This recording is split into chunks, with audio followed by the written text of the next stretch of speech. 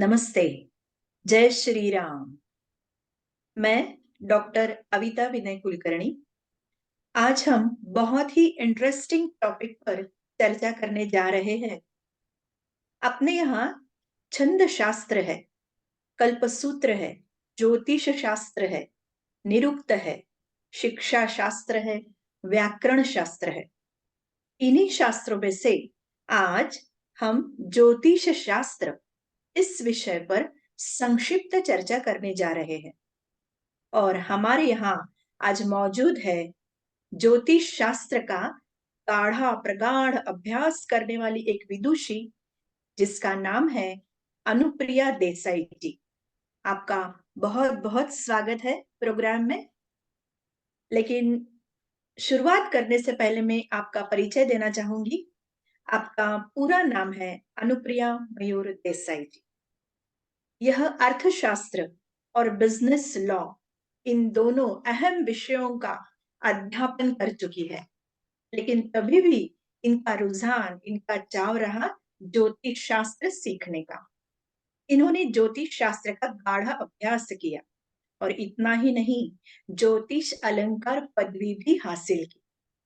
ज्योतिष विशारद हुई, वहां पे वो रुकी नहीं, आगे बढ़ी, वास्तु विशारद हुई, वहां पे भी वो रुकी नहीं, ज्योतिष ज्योतिष वास्तु विशारद हुई। इतनी तरक्की, इतना अभ्यास करते करते 18 साल की उनकी तपश्चर्या है। 18 साल में इन्होंने शास्त्र की सेवा की है। और इससे भी महत्वपूर्ण बात यह है कि 30,000 लोगों से भी ज्यादा लोगों ने इनका इनकी सलाह का लाभ लिया है, लाभान्वित हुए हैं इनके मार्गदर्शन से। तो आइए हम इनका स्वागत करते हुए प्रोग्राम में आगे बढ़ते हैं और इनका परिचय प्राप्त करने के बाद हम इनसे कुछ वार्तालाप भी करते हैं। अनुप्रिया जी, मेरा पहला प्रश्न आपसे यह रहेगा कि आपने इतना कुछ सीखा, इतना कुछ लिखा, शास्त्रों का अध्ययन किया, तो आपकी रुचि कब हुई? यानी कि बचपन से ही आप इसमें व्यस्त थी, और ये रुचि बढ़ने का कारण क्या रहा? ज्योतिष विषय में तो रुचि इतनी नहीं थी। लेकिन उम्र के 10वें साल में हाथ में गीता की एक किताब आ गई। और किताब जब भी मैंने पढ़ी, तभी उसमें से 3 जो शब्द थे वो मेरे जहन में एकदम से ऐसे बैठ गए। जन्म, मृत्यु और आत्मा। शरीर और आत्मा अलग है। शरीर नश्वर है। आत्मा का जो प्रवास है वो तो चलते ही रहता है। आत्मा की ग्रोथ होनी चाहिए, और उसके लिए हमें कुछ चीजों का हम जैसे कहते हैं लाइफ में वो चेंज लाने की कोशिश करते रहनी चाहिए। तो ये सारी चीजें हमेशा बैक ऑफ द माइंड थी। ग्रेजुएशन हो गया, पोस्ट ग्रेजुएशन हो गया, लेकिन ये सारी चीजें हमेशा मुझे सताती थी कि ये कुछ है और इसके बारे में मुझे और भी कुछ जानने की जरूरत है। ये ऐसे ही नहीं लिखा गया है, ये कुछ तो होगा। फिर धीरे धीरे और किताबें पढ़ी, और एक दिन ज्योतिष शास्त्र की किताब हाथ में आई। फिर शास्त्र के अनुसार हम जैसे कहते हैं कि एक गुरु होने चाहिए, फिर आपको उनसे सीखना चाहिए। कोई भी विद्या आपको गुरु से ही ग्रहण करनी चाहिए। तो मैंने उस तरीके से मेरे गुरु से वो ग्रहण कर ली। उन्होंने मुझे अच्छे तरीके से इसकी शिक्षा दी, और ज्योतिष शास्त्र में 7 साल तक मैंने इसकी शिक्षा लेने की कोशिश की। चूंकि हम कहते हैं ना, कोई भी शास्त्र हम पूर्णत्व से नहीं पढ़ सकते, तो वो कोशिश अभी तक जारी ही है, चल रही है। अभी भी वो शास्त्र को जानने की मेरी कोशिश जारी है। लेकिन ये नई पीढ़ी के सामने आपका एक बहुत अच्छा उदाहरण हम प्रस्तुत कर सकते हैं कि इतनी कम उम्र में और इतने अथक प्रयास से भी इतनी ऊंचाई जा सकती है। तो बहुत बहुत अभिनंदन है आपका। दूसरे क्वेश्चन पे हम लोग जा रहे हैं कि आज का एज, अनुप्रिया जी, कैसा है कि कंप्यूटर एज है, बोलेंगे तो तंत्र ज्ञान ज्यादा बढ़ रहा है, दिन ब दिन तरक्की की जा रही है विज्ञान की। तो इस तंत्र युग में क्या ज्योतिष मायने रखता है? कितनी भूमिका है ज्योतिष शास्त्र की? हम्म हुआ यूं कि हम टेक्नोलॉजी से बहुत या टेक्नोलॉजी में बहुत प्रोग्रेस कर चुके हैं, लेकिन अपने आप से बहुत दूर चले जा रहे हैं। सही बात है। दूरियां बढ़ते चली जा रही हैं। मतलब हम रिलेशनशिप में भी दूर जा रहे हैं, और अपने आप से भी बहुत दूर जा रहे हैं। तो यहाँ पे अपने आप को समझने की भी कोशिश होनी चाहिए। ज्योतिष शास्त्र का यहाँ पे मैं कहूंगी कि एक अहम भूमिका रहती है जब भी आपको अपने आप को जानना होता है। हमें जैसे पता होता है ना, हाँ ये है, ऐसा है, मेरा स्वभाव ऐसे ही है। लेकिन कभी कभी ज्योतिष शास्त्र से हमारे प्लस और माइनस, जैसे हम कहते हैं ना, कोई भी इंडस्ट्री है, कॉर्पोरेट ऑफिस है, तो हम स्वॉट एनालिसिस कर देते हैं। आपके स्ट्रेंथ क्या है, वीकनेसेस क्या है। तो ये अगर इन डिटेल आप जानना चाहते हैं ना, तो ज्योतिष जैसा अच्छा टूल है ही नहीं।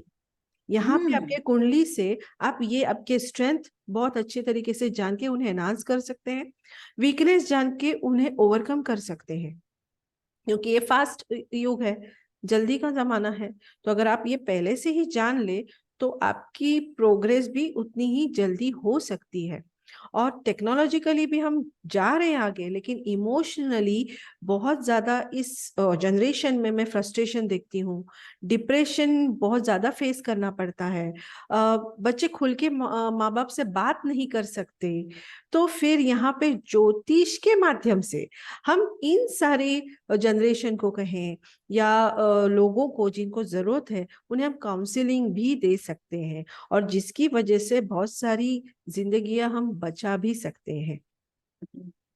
तो मेरी अगर ये बात मुझे याद आ रही है, अगर जिंदगियां बचा सकते हैं तो बहुत साल पहले मेरे पास एक युवती आई थी, और वो बहुत टेंशन में थी।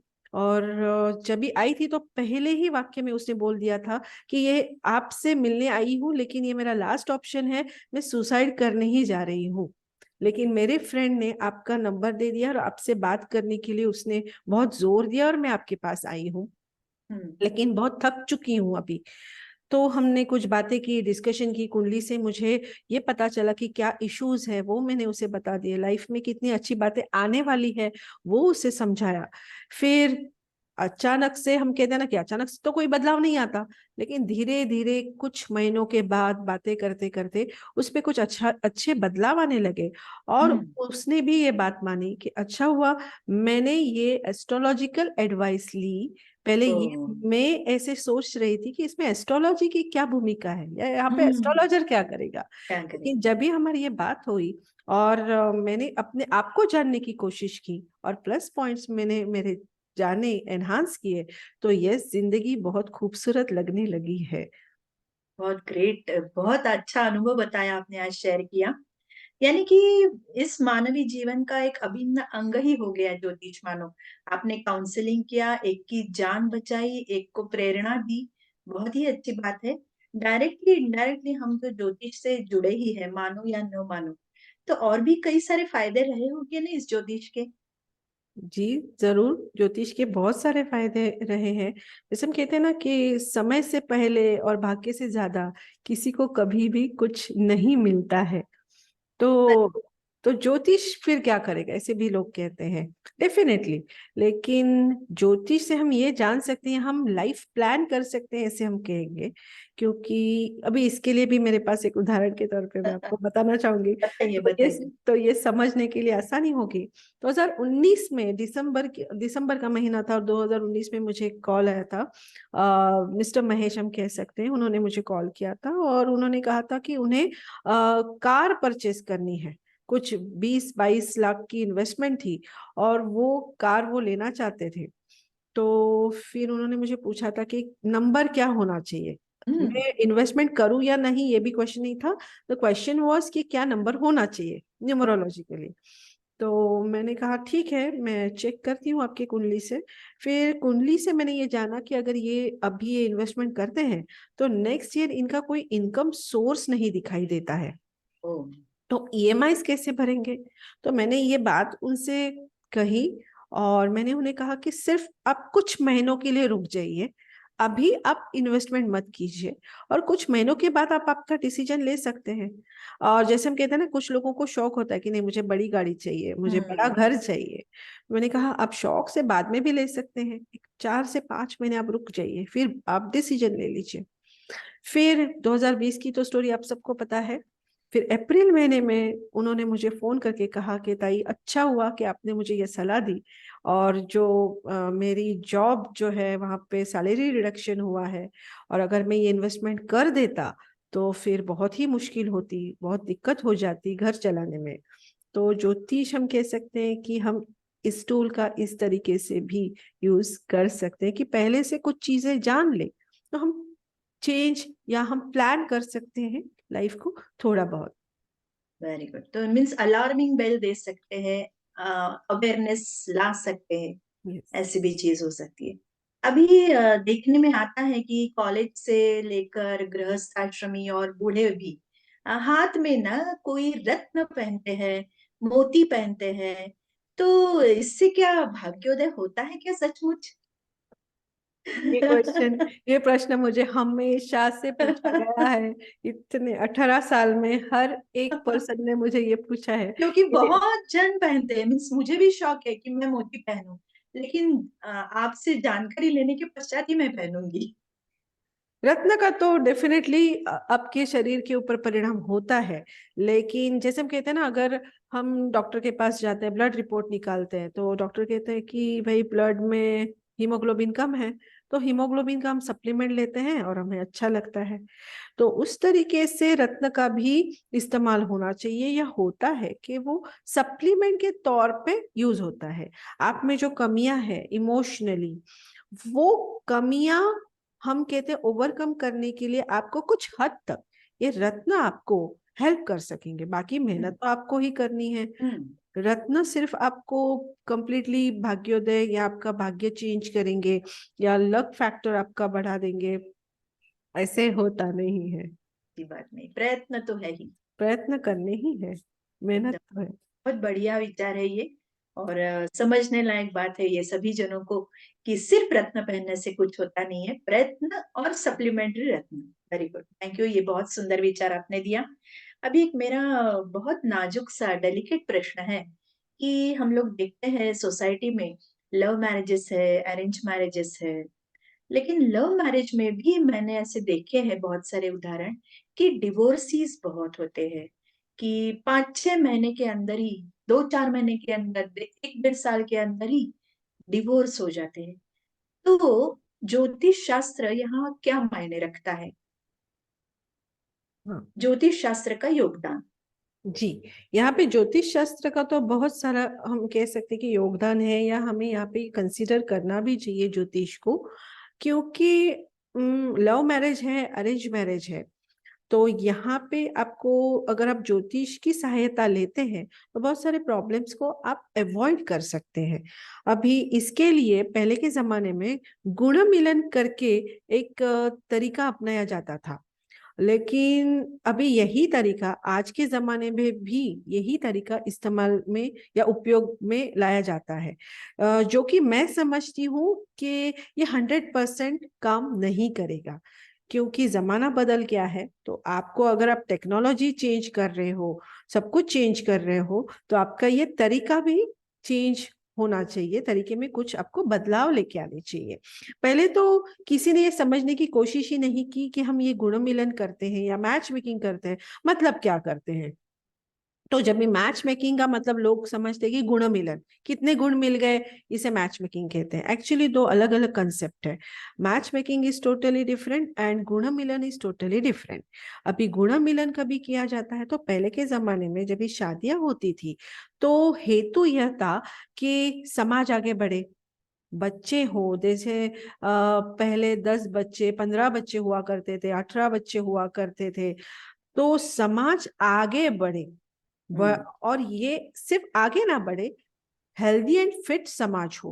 तो हम्म। हेल्दी एंड फिट समाज होने के लिए आपको वैसे ही बच्चे प्रोड्यूस करने हैं। तो फिर हम क्या करेंगे, हस्बैंड एंड वाइफ फिजिकली कितने एक दूसरे के लिए हम कहते हैं कि फिट है। मैच होते हैं, यस फिट है, वो देख के ही फिर इनकी शादी हम तय कर सकते हैं। तो ये देखा जाता था, बाकी सारे फैक्टर्स इतने कंसिडर ही नहीं किए जाते थे, क्योंकि उम्र के 10वें साल में शादी हो जाती थी। लड़की की हाँ ना यहाँ पे कोई अहमियत नहीं रखती थी। हम्म। लड़की 10वें साल में अगर किसी के घर में जाती है तो उसके घर के जो भी तौर तरीके हैं वो तो इजीली अडॉप्ट कर अपना लेती लेना, थी। हाँ। लेकिन अभी जमाना बदल गया है, अभी शादियां ही होती है 30वें साल के बाद, 25 के बाद बीच में हो रही थी, लेकिन अभी धीरे धीरे वो उम्र 30 29, 30, 31, 32 ऐसे होते जा रही है, तो 30वें साल की लड़की को आप अचानक से कहेंगे हमारे घर के तौर तरीके ऐसे हैं वैसे हैं, तो ये तो नहीं होगा। और अभी सिर्फ हमें समाज आगे नहीं बढ़ाना है, हम्म। आज का जमाना या आज के कपल्स क्या चाहते हैं वो भी जानना जरूरी है। आज के कपल चाहते हैं या तो एक बच्चा हो या तो बच्चे ही ना हो, दैट इज बेटर ऑप्शन। कि हमें सिर्फ घूमना फिरना है, जो भी हम कमा रहे हैं हमें हमारा लाइफ एंजॉय करना है। अभी तक हमने पढ़ाई में समय व्यतीत किया, उसके बाद करियर बनाने में व्यतीत किया, अभी हमारी लाइफ कब एंजॉय करेंगे? तो फिर बच्चे ना हो इस डिसीजन तक भी कोई कपल्स आते हैं। तो फिर बचा क्या, फिर शादी क्यों की? तो शादी क्यों की, तो कंपेनियनशिप के लिए आपने शादी की। ये घर पे आने के बाद आप चीजें किसी के साथ शेयर करना चाहते हैं, तो वहां पे कोई होना चाहिए आपके साथ। तो ये अगर है तो आप फिजिकली फिटनेस गुण मिलन देख ही क्यों रहे हैं? आपको इमोशनली फिटनेस की बात करनी चाहिए, हम्म। साइकोलॉजिकल फिटनेस की बात करनी चाहिए, कि आप एक दूसरे को इमोशनली एंड साइकोलॉजिकली कितना सपोर्ट करते हैं। अगर वो देखेंगे तो ज्योतिष के माध्यम से आप एक दूसरे का स्वभाव जान सकते हो, देख सकते हो।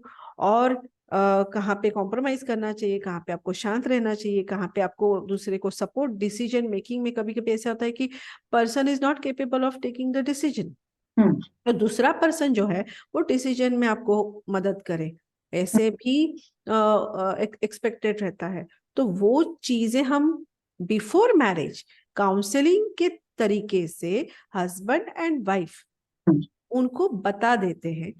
तो शादी के बाद हम कहते हैं कि हाँ, उन्हें फिर ये सारी चीजें हैंडल करने में थोड़ी आसानी होती है। तो ज्योतिष का यहाँ पे मैं तो जरूर कहूंगी कि इस्तेमाल या इस टूल से हम एक दूसरे को समझने में, बहुत इसकी जानकारी लेने में उपयुक्तता है। बहुत बहुत ही अच्छी बात बताई आज।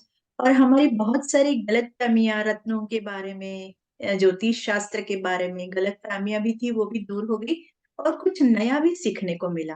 तो मुझे बहुत बड़ी आशा है कि हमारे प्रेक्षकों को भी यह एपिसोड बहुत ही अच्छा लगा रहा होगा। और भविष्य में आप ही के साथ हम जुड़ेंगे और आगे और भी तरक्की करते हुए नए नए विषयों पर चर्चा करेंगे। तब तक के लिए हम विश्राम लेते हैं। धन्यवाद। धन्यवाद। अस्तु।